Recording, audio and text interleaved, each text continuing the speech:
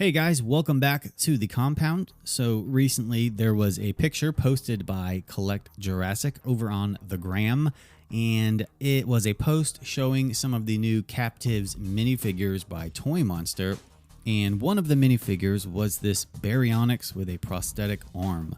And that got me thinking, I wonder if I could make this into a larger figure using the Mattel Baryonyx.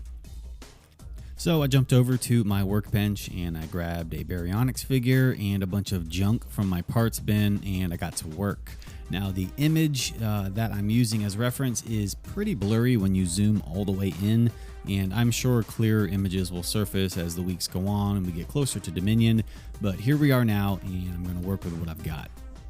So this isn't going to be like a super complicated custom. Really, the hardest part was fashioning together the prosthetic arm and harness device. So I just dug through my parts bin and found a bunch of random stuff like this piece of capture gear from a Dino Strike figure, along with a random robot arm that I don't really remember what it's from. I think maybe Star Wars. And then I attached it all to this Disney horse harness, and I cut it all to fit around the Baryonyx body.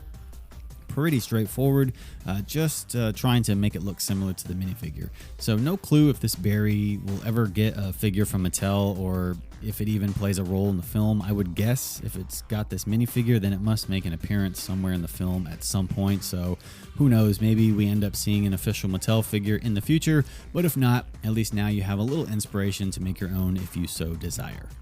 As far as paint, I'm just going to keep it really simple and just try to mimic the Captives figure in this image. So I've got the figure primed all in black, and then I'm going to go in first with some beige, and I'm going to dry brush the underside, hitting all of the raised areas. Now I'll jump in with some tan, thin down in the airbrush, and I'll start to layer that color over the dry brushed areas.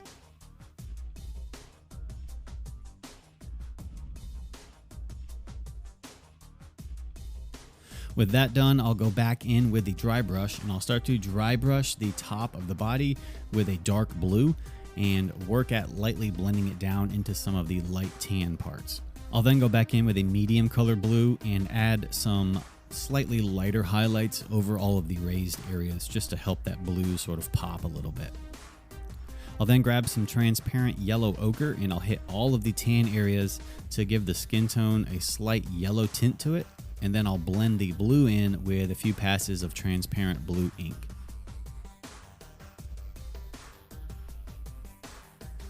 So that's pretty much it for the final body color. I'll now move in and do all the final details.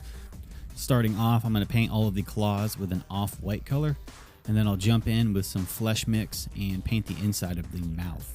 Once that's dried, I'll go back in with a wash, and I'll give it a wash with Citadel Flesh Shade, and then paint the teeth with an off-white mixed with a little bit of yellow ochre. Once that's dried, I'll jump in with the super glue trick and seal up the inside of the mouth and teeth with a light coat of super glue to protect that paint from scraping off when I open and close the jaw.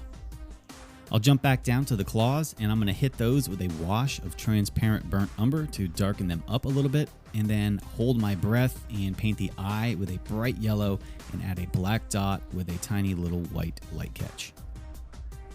And that'll be pretty much it for the paint on this guy. So now I'm going to finish up the prosthetic harness. So I've got this one part that the arm stump fits into, and I've got that super glued to this leather strap. And I just want to paint that metal thing to look more like leather than metal.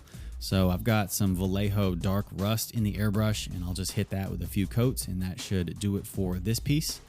And the last little thing to add some detail to will be the mechanical arm. And since this thing is already cast in a gray plastic, there really won't be much need for paint on this thing. So I'm just going to give it a black wash and then dry that black wash real quick with my heat gun, and then take some aluminum paint and dry brush the highlights up to give it that metal look. I'll then take that same aluminum paint and accent some of the rivets on the leather strap, and then I'll seal this guy up and call it a day. So as always, I appreciate you guys hanging out and watching. I hope you all enjoyed this video and you have been inspired in some way, shape, or form. If you have and you decide to tackle this custom or draw a picture of it or express yourself in whatever medium you choose, remember to tag me over on Instagram because I always love to see what you guys come up with. For more Jurassic related content, you know where to find me. Links will be in the description box below. You guys take care, and I'll see you around the compound.